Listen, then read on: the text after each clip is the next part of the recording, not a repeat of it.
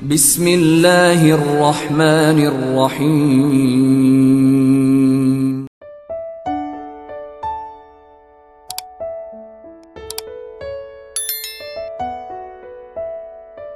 Bismillahirrahmanirrahim. Assalamualaikum warahmatullahi wabarakatuh.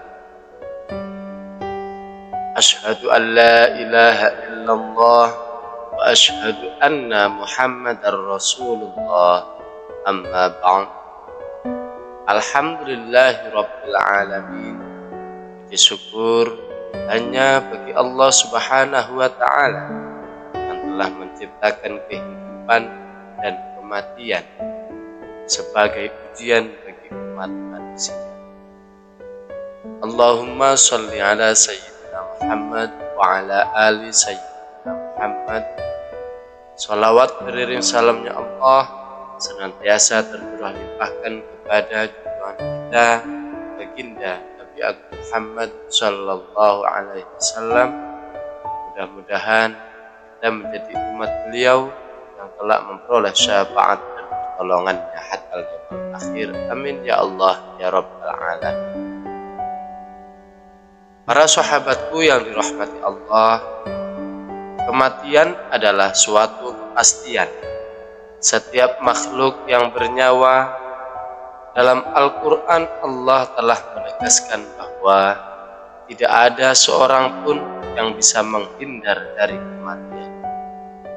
Salah satu makhluk Allah yang diutus untuk menjalankan tugas ini adalah malaikat maut, atau yang lebih dikenal dengan nama malaikat Israil. Pada kesempatan ini kita akan membahas bagaimana proses pencabutan nyawa manusia oleh malaikat maut, serta perbedaan perlakuannya antara orang beriman dan orang yang tidak beriman. Bagi orang yang beriman dan taat kepada Allah, proses pencabutan nyawa adalah sebuah momentum yang menenangkan. Allah menjanjikan bahwa orang-orang yang taat akan mendapatkan kemudahan saat nyawanya dicabut. Malaikat maut akan datang dengan penuh kelembutan dan membawa kabar gembira akan tempat yang indah di sisi Allah Subhanahu wa taala. Allah Subhanahu wa taala berfirman dalam Al-Qur'an surah An-Nazi'at ayat 2 yang artinya, dan malaikat-malaikat yang mencabut nyawa dengan lemah.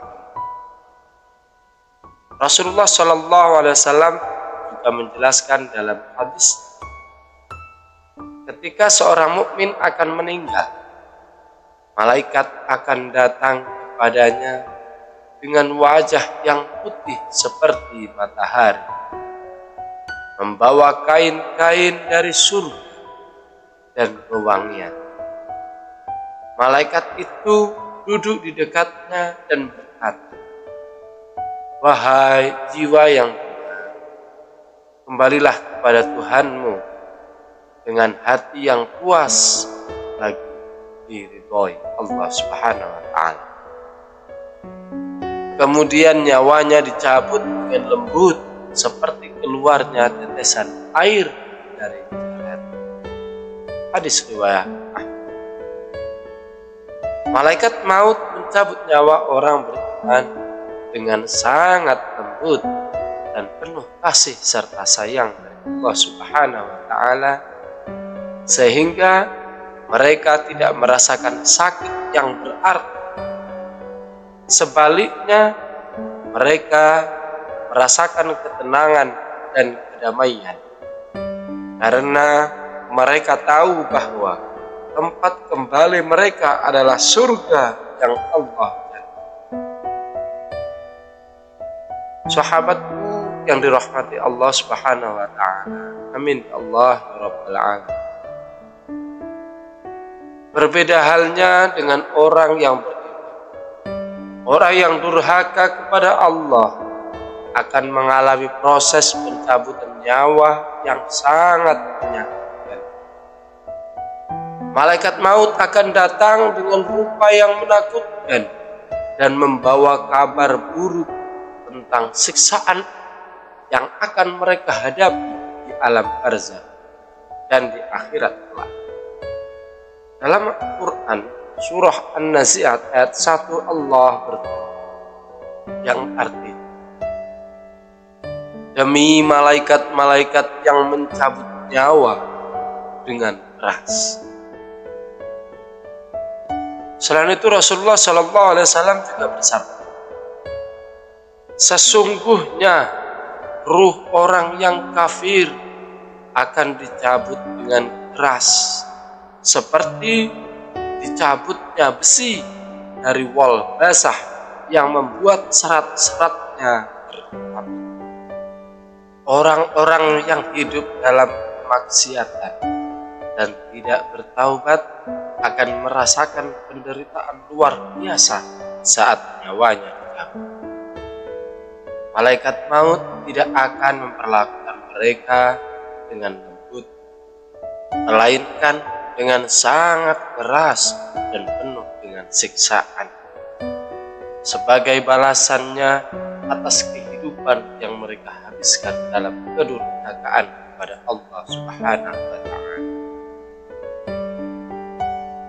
Wahai para sahabatku yang dimuliakan Allah Subhanahu wa Ta'ala, sebelum nyawa dicabut, ada beberapa tanda yang dirasakan oleh seseorang.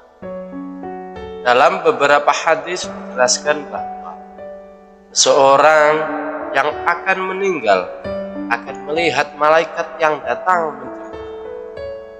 Bagi orang beriman, ini menjadi momentum yang menyenangkan dan menenangkan, karena mereka disambut dengan penuh kasih dan sayang. Sedangkan bagi orang yang durhaka, momen ini menjadi saat yang penuh dengan jadi ketakutan, karena mereka tahu bahwa siksa dari Allah sudah datang. Dalam Al-Quran surah Al-Mu'minun ayat 99 sampai dengan 100, Allah mengabarkan penyesalan orang yang durhaka saat nyawanya datang. Demikianlah keadaan orang-orang kafir, hingga apabila datang kematian kepada seseorang dari mereka, dia berkata, ya Tuhan, kembalikanlah aku ke dunia agar aku berbuat amal yang sholih terhadap yang telah aku tinggalkan.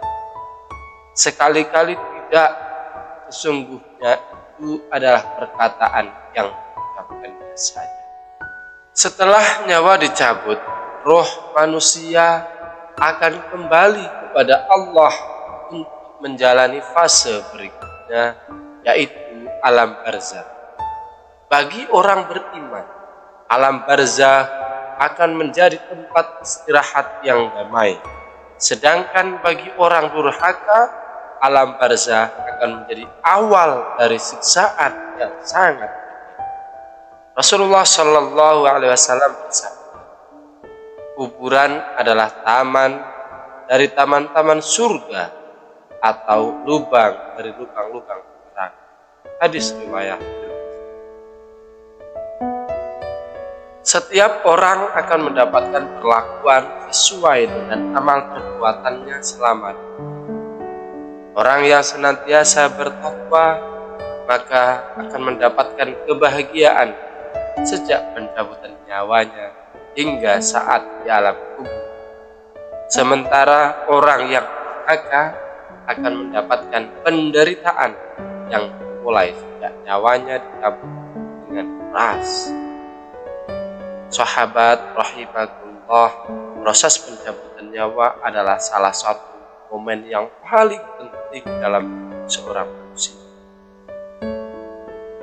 Ia menjadi penanda akhir kehidupan dunia dan awal dari perjalanan menuju akhir.